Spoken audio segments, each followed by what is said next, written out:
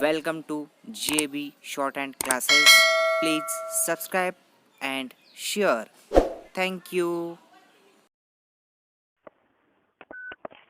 Start. The problems of education in our country today are so many and varied. They are so vast in their scope and so difficult in their many sides nature, which may not always be sound or practical compared with the situation that existed half a century ago, whether in this country or in any other country of the world. One has to realize that today education is a problem facing the masses of the country. No longer is it possible to think of it as the privilege of the few.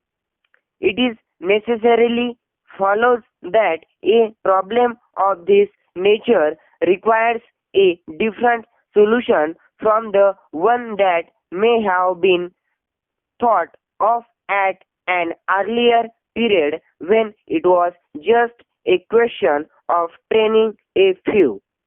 It has also to be realized that this very problem of mass education implies the training in the field of higher education of a good number whose duty it would be to make it possible to spread education among the masses. The intimate connection, therefore, between what may be called secondary education or the education of the masses with the problem of higher education be ignored. Tara, it is now accepted generally that every citizen is entitled to education up to certain age period and that education should enable him to reach a standard which will fit him ultimately to play his role as a citizen. In case he has the necessary interest for higher education, he should be in a position to pursue such a course.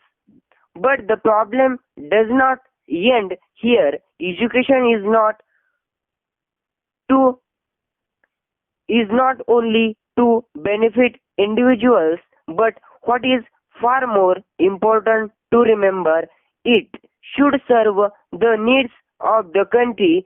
If these factors are taken into consideration, it will be obvious that education must be so varied that it will not only suit the tastes of the masses, but should also serve the needs of the country concerned. It has now been recognized that the ultimate aim should be to afford facilities to the children of the state to be trained to an age period where they could be so educated. The problems of secondary education, therefore, have to be viewed seriously from this angle. While it is the privilege of every individual to have such opportunities, it is the duty of the state government to provide such facilities in larger interest of our country as a whole. Stop.